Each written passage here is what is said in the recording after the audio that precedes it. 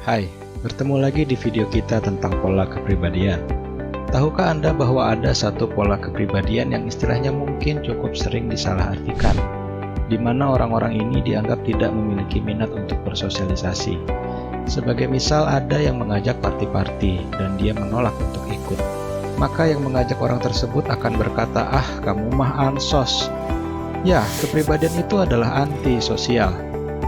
Banyak yang mengartikan ansos adalah seorang yang seklusif dan tidak suka berteman, atau selalu berbeda dengan orang-orang di sekitarnya.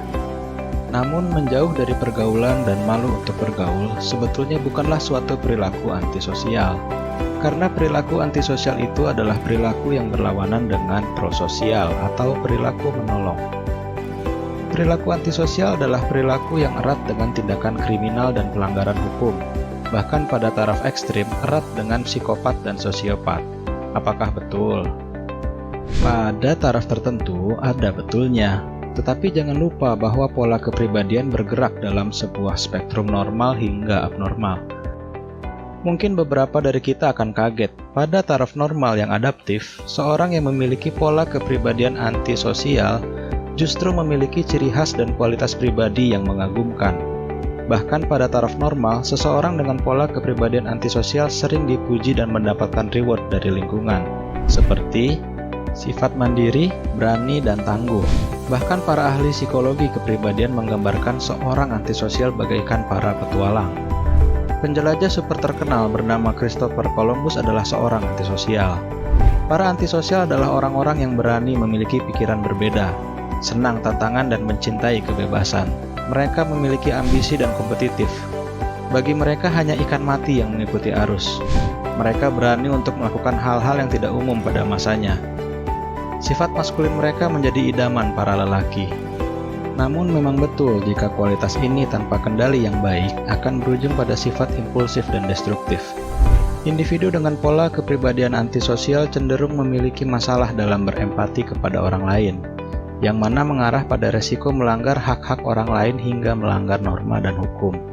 Tetapi sebenarnya tidak semua antisosial adalah kriminal, dan tidak semua kriminal adalah antisosial. Mari kita bahas lebih jauh. Orang dengan pola kepribadian antisosial biasanya sudah memiliki kualitas bawaan secara biologis yang memungkinkan mereka menjadi kuat, tangguh, dan berani, seperti konstitusi tubuh yang kekar dan tulang yang kuat.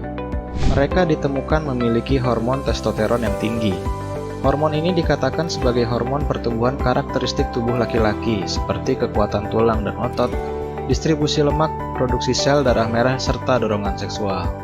Fungsi fisiologis tubuh mereka juga cenderung kurang reaktif terhadap bahaya, seperti misalnya detak jantung mereka tetap konstan, walaupun sedang menghadapi situasi yang menakutkan. Hal ini memungkinkan mereka memiliki sifat tahan banting dan pemberani. Jika kondisi biologis ini dipertemukan dengan situasi lingkungan yang kurang mengajarkan norma dan aturan, kecenderungan berkembangnya sifat agresif yang melanggar norma akan semakin mungkin berkembang. Orang dengan pola kepribadian antisosial biasanya berasal dari lingkungan keluarga yang menelantarkan, memusuhi hingga melakukan kekerasan fisik terhadap anak. Pola asuh menelantarkan dapat dimaknakan memberikan kebebasan dan pembiaran tanpa aturan. Hal ini membuat anak tidak memiliki kendali yang matang dalam memenuhi keinginannya, sehingga anak tumbuh menjadi sosok yang dikuasai oleh keinginan dalam diri tanpa memedulikan hak orang lain dan akan tumbuh menjadi seseorang yang egosentris. Anak yang berkembang tanpa pemahaman mengenai aturan dan kurang memiliki kontrol diri berpotensi menemukan konflik di lingkungan sosial yang penuh aturan dan norma. Dengan begitu, anak cenderung tidak menemukan kepuasan dalam berhubungan dengan orang lain, mendorong ia menjadi sosok yang seklusif. Terlebih pada anak yang mengalami permusuhan dan kekerasan fisik dari orang tua. Tidak hanya kurang menemukan kepuasan dari lingkungan, tetapi justru melihat lingkungan dan dunia itu kejam dan membahayakan. Mereka memiliki perasaan marah terhadap lingkungan, sehingga mereka semakin berusaha melindungi diri dan melihat orang lain sebagai musuh yang dapat menyakiti dirinya. Dengan pandangan seperti ini, mereka tidak enggan menyakiti dan mengeksploitasi orang lain terlebih dahulu. Karena bagi mereka dunia itu berbahaya, maka jika saya tidak memakan orang lain, saya akan dimakan oleh orang lain. Pola pikir inilah yang tertanam pada seseorang dengan pola kepribadian antisosial. Dalam menghadapi dunia yang penuh ancaman seperti ini, seorang antisosial berkembang dengan keyakinan bahwa saya harus menjadi kuat dan independen. Tidak ada yang dapat membantu saya selain diri saya sendiri, dan setiap orang harus mampu mengurus dirinya sendiri. Dengan perkembangan kepribadian seperti ini, orang dengan pola kepribadian antisosial murni berkembang menjadi sosok yang melihat dirinya sebagai seorang yang mandiri, kuat, dan tangguh. Mereka tidak mau dikekang aturan dan kewajiban, bahkan mereka tidak mau terikat rutinitas. Mereka ingin bebas mengekspresikan emosi dan pemenuhan kebutuhan mereka. Terkadang mereka melihat dunia dengan pandangan permusuhan. Orang-orang yang mengikuti norma adalah orang-orang lemah yang menyerah terhadap kekangan aturan dan kebiasaan. Para antisosial sangat alergi dengan sifat lemah ini. Pandangan ini menjadikan mereka sebagai seseorang yang cenderung mudah marah, agresif, tidak sensitif, dan kurang peduli akan keselamatan orang lain bahkan diri sendiri.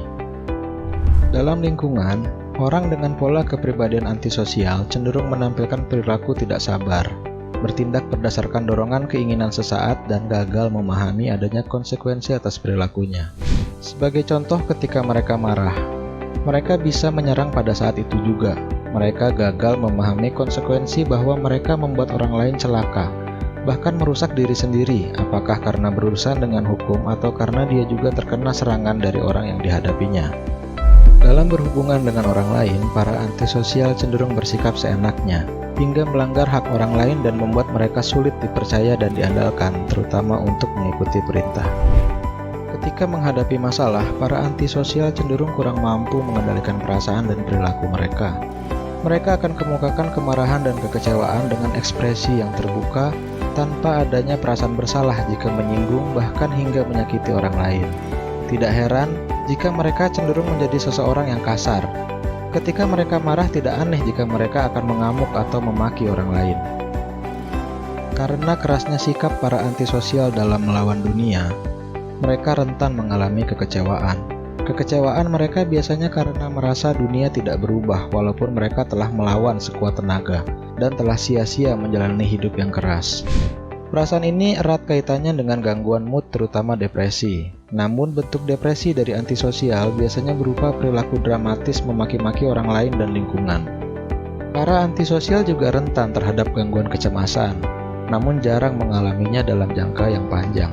Karena mereka cenderung akan menyalurkan perasaan cemas ini dalam perilaku manipulasi, konfrontasi, dan dominasi terhadap lingkungan. Kecemasan mereka biasanya muncul ketika berada dalam situasi di mana ia berhadapan dengan sosok otoritas yang sangat kuat dan menekan, hingga mereka tidak dapat menyalurkan perasaan dan pikiran terlebih impulsivitas mereka. Dalam keadaan yang sangat menekan ini, para antisosial juga beresiko lari kepada penyalahgunaan zat. Jika mereka jatuh menjadi pecandu zat terlarang, biasanya menjadi pecandu yang lebih parah dan kronis, karena kecenderungan impulsif dan melanggar norma sudah ada sebelumnya.